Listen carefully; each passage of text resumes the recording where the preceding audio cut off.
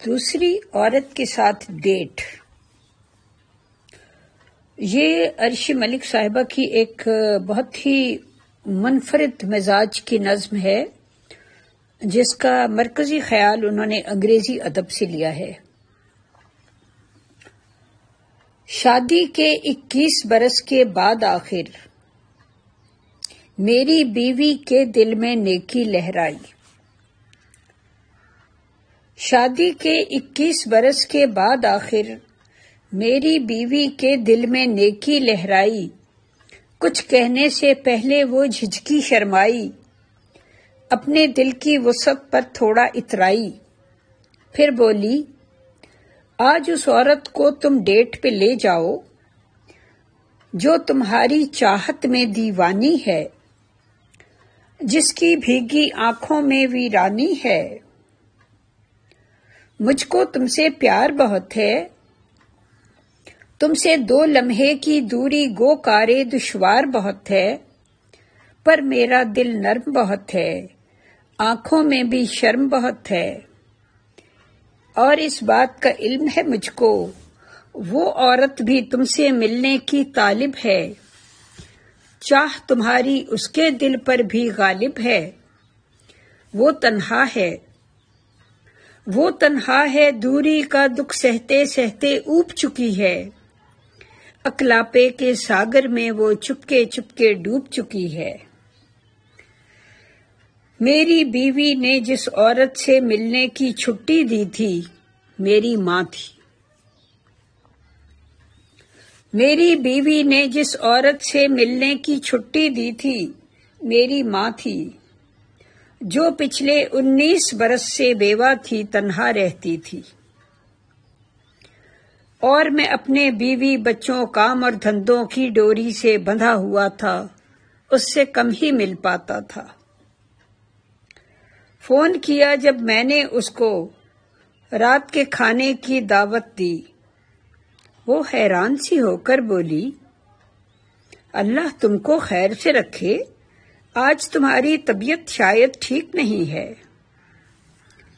میں شرمندہ ہو کر بولا ماں میں ٹھیک ہوں، بالکل فٹ ہوں، صرف تمہارے ساتھ کچھ اچھا وقت بتانے کی خواہش ہے، گھومیں گے، کھانا کھائیں گے اور بہت سی باتیں ہوں گی، پیاری ماں ہم دونوں ہوں گے، بس ہم دونوں۔ وہ ایک لمحہ سوچ کے بولی ٹھیک ہے بیٹے، شام کو میں تیار رہوں گی۔ کام سے فارغ ہو کر جب میں اپنی ماں کو لینے پہنچا، مجھ کو یوں محسوس ہوا میں نروس سا ہوں۔ ماں بھی بے حد خوش تھی لیکن نروس سی تھی۔ ہلکا ہلکا سندر جوڑا میری ماں کے زیب تن تھا، بالوں میں بھی پھول سجے تھے، اس کے ملکوتی چہرے پر نرمی تھی اور شکر گزاری۔ کار کی سیٹ پہ بیٹھ گئی تو ہنس کر بولی میں نے اپنی سب سکھیوں کو میری اور تمہاری ڈیٹ کے بارے میں بتلایا ہے، وہ بے حد حیران ہوئیں اور ان پر کافی روب پڑا تھا۔ وہ کل مجھ سے فون پہ ایک ایک لمحے کی تفصیل سنیں گی۔ ریستوران میں جب ہم پہنچے، میری ماں میرے بازو کو یوں تھامے تھی گویا وہ خاتون اول کے منصب پر فائز ہے۔ میں نے مینیو پڑھتے پڑھتے رک کر اس کی جانب دیکھا، وہ مجھ کو گہری نظروں سے دیکھ رہی تھی، میرے ہاتھ کو چھو کر بولی یاد ہے تم کو مینیو پڑھنا کام تھا میرا جب تم چھوٹے سے بچے تھے؟ میں بولا ہاں یاد ہے مجھ کو، وہ دن کتنے اچھے تھے۔ کھانا کھاتے، کافی پیتے ہم نے ڈھیروں باتیں کی تھی،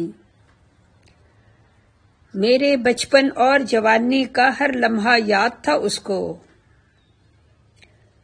اس کی آنکھوں میں وہ منظر نقش تھے سارے،